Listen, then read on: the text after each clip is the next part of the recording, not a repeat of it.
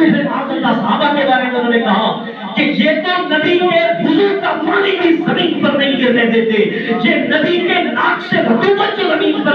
نکلتی ہے وہ نیچے نہیں گرنے دیتے، یہ اتنا پیار کرتے ہیں کہ جب یہ وضو پانی کا نبی کرتے ہیں زمین پر نہیں گرنے دیتے، اپنے ہاتھوں کے ساتھ ملتے ہیں اور پتہ یہ چلتا ہے کہ یہ ایک دوسرے کو قتل کر دیں گے۔ بخاری کی جلد 179 پر یہ روایت موجود ہے۔ اللہ سختی آ کر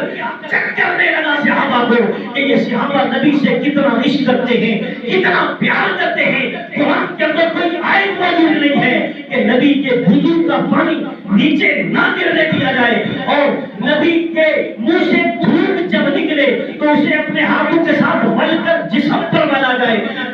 کوئی کرائم موجود نہیں ہے، کوئی قرینہ موجود نہیں ہے، کوئی دلیل موجود نہیں ہے، لیکن بتانا چاہتا ہوں آج ہم سے دلیل پوچھنے والوں، میں بتانا چاہتا ہوں جب نبی سے عشق کی بات آئے وہاں دلیل کی بات نہیں ہوتی۔ اگر تم دلیلیں تلاش کرو گے تو میں چیلنج کرتا ہوں قیامت تک مجھے ایک ایسی روایت قرآن سے ایک آیت بتا دو کہ جس میں اللہ رب العزت نے نبی کے صحابہ کو کہا ہو کہ میرے نبی کے وضو کا پانی نہیں نیچے گرنے دینا۔ حتیٰ کہ میں بتانا چاہتا ہوں میرے نبی کے صحابہ میرے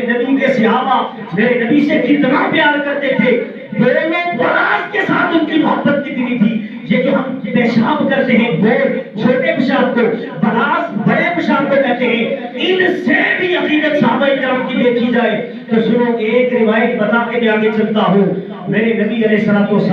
ایک مرتبہ قضائے حاجت کے لیے نکلے، قضائے حاجت کے لیے میرے نبی نکلے تو سنو میرے مصطفیٰ کریم کے غلاموں، 1400 سال پہلے میرے نبی قضائے حاجت کے لیے کہیں دور جنگل کی طرف نکلے۔ سامنے دو درخت ہیں، ایک درخت ادھر ایک درخت ادھر۔ جس وقت میرے نبی نے قضائے حاجت کرنا شروع کی، جو میرے نبی نے قضائے حاجت شروع کی اس طرف والا درخت میرے نبی کے قریب آ کے جھک گیا، ادھر والا بھی درخت میرے نبی کے ارد گرد جھک کر میرے نبی کو چھپا دیا۔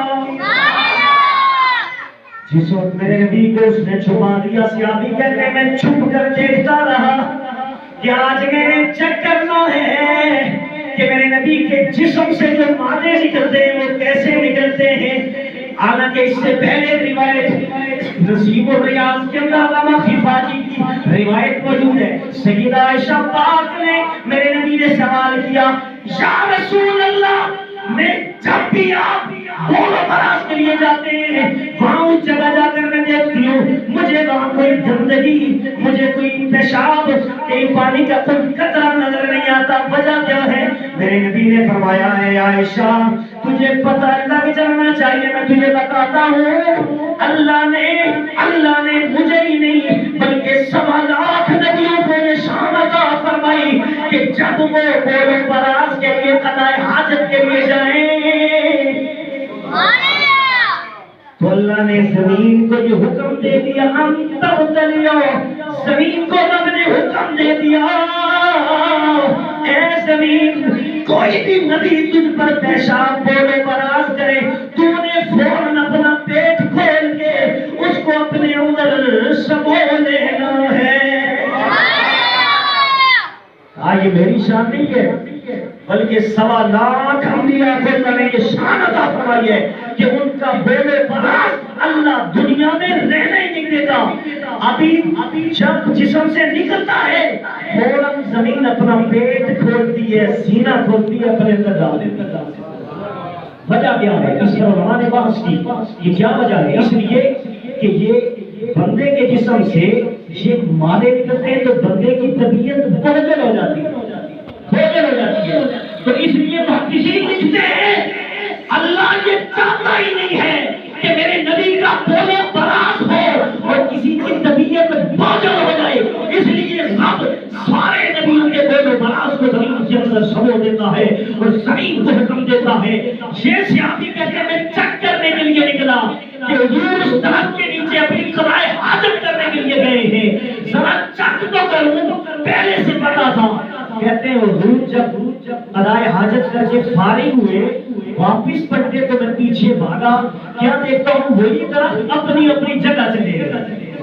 وہ دونوں طرف جو تھے اپنی اپنی جگہ پر چلے گئے۔ کہتے میں وہاں پر میں نے دیکھا مجھے کوئی جسم سے مادہ نکلا ہوا نظر نہیں آیا، کوئی بھولا بنا نظر نہیں آیا، صرف 3 مٹی کے ڈھیلے تھے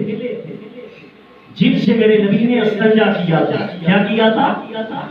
اللہ صحابی کا عقیدہ سنو، اب یہ استنجا ہمارے جسم سے نکلے یہ چیز پلید ہو جاتی ہے، ہم استنجا کرتے ہیں وہ ڈھیلے پلید ہو جاتے ہیں، لیکن صحابی کا عقیدہ دیکھو، وہ صحابی کہتے ہیں میں نے 3 ڈیلے اٹھا کر جس سے میرے نبی نے استنجا کیا تھا وہ اٹھا کر میں نے اپنی جیب میں ڈالے، کیوں؟ ان سے عنبر اور مشک کی خوشبو آ رہی تھی، مشک اور عنبر کی خوشبو آ رہی تھی۔ کہتے پھر جمعہ آ گیا، کچھ دنوں کے بعد جمعہ آ گیا، میں گھر میں گیا، گھر والے بھی پوچھتے ہیں کہ کہاں سے تو خوشبو لگا کر آ گیا، رات تو بتا، کہا میں نے گھر والوں کو بتا دیا، کہا میں نے کوئی خوشبو نہیں لگائی، بس میرے نبی نے جن تینوں سے استنجا کیا تھا وہ میری جیب میں پڑے ہوئے، ان میں اتنی خوشبو ہے کہ مشک اور عنبر بھی اس کا مقابلہ نہیں کر سکتی۔ کچھ دنوں کے بعد جمعہ آ گیا، میں جمعہ میں گیا، مسجد میں میرے نبی خود جمعہ پڑھا رہے ہیں، خطبہ دے رہے ہیں، ابو بکر بھی ہے، عمر بھی ہے، عثمان ہے، علی بھی ہے، طلحہ بھی ہے، زبیر بھی ہے، عشرہ مبشرہ بھی ہے، کئی ہزار صحابہ، پوری مسجد فل ہے، میں جو ہی مسجد میں داخل ہوا صحابی فرماتے ہیں کہ ہر بندے نے میری طرف دیکھنا شروع کر دیا، سب نے دیکھنا شروع کر دیا۔ کہتے ہیں جمعہ جب ختم ہوا سب آ کر مجھے ملے، ابو بکر، عمر، عثمان، علی، ہر صحابی میرے پاس آیا، کہنے لگا یار بتا تو صحیح، ہم نے بھی اعلیٰ قسم کی جمعے کے دن خوشبو لگائی، لیکن اس خوشبو ان خوشبوؤں کا مقابلہ تیری خوشبو نہیں کر سکی، تیری اعلیٰ خوشبو ہے، بتا تو صحیح کون سی خوشبو لگائی؟ وہ صحابی کہنے لگے اے تیرے مصطفیٰ کریم کے غلام میں اور کوئی خوشبو نہیں ہے، بلکہ میرے نبی نے جن دلوں سے استنجا کیا تھا وہ دلے میری جیب میں موجود ہیں۔ حضرت محترم یہ میرے نبی کے صحابہ کا پیار تھا کہ وہ میرے نبی کے بول و برات سے بھی پیار کرتے تھے، اس لیے بتانا چاہتا ہوں عشق کے لیے دلیل کی ضرورت نہیں ہوتی، مگر وہ ثابت کرو کہ میرے نبی کے بول و برات کے بارے میں قرآن میں کوئی آیت اتری ہو، یہ ایسا کرو، حدیث میں کوئی آیا ہو، نہیں، بغیر دلیل کے میرے نبی مبالغہ کر کے میرے نبی سے یہ صحابہ پیار کیا کرتے تھے، اتنا پیار کیا کرتے تھے کہ صحابہ کے دل نبی کی طرف سجدہ کرنے کے لیے جھکنا چاہتے تھے، دل مچلتے رہتے تھے کہ ہم ان کو سجدہ کریں حضور کو،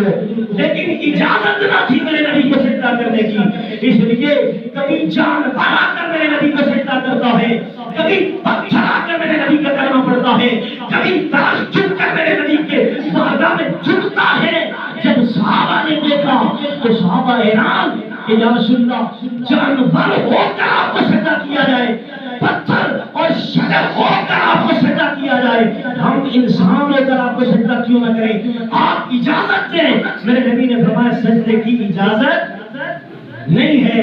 سنو ایک